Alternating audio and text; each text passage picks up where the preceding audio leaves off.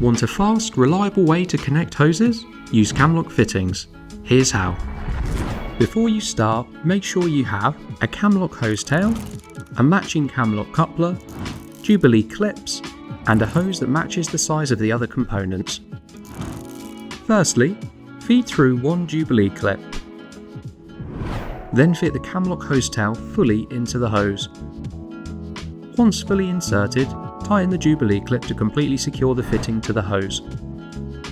Repeat the same process on the other hose end using the appropriate Camlock fitting.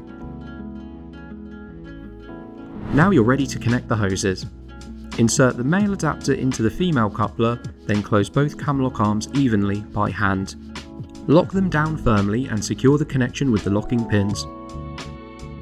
That's it, your hoses are fully connected and ready to use. Camlock fittings are widely used for water transfer, irrigation systems, site pumps, and industrial fluid handling. They are available in polypropylene, aluminium, brass, and stainless steel, providing a fast, secure connection ideal for applications where hoses are frequently connected and disconnected. Now that you know how to use Camlock fittings, you can find the full range at pipestock.com.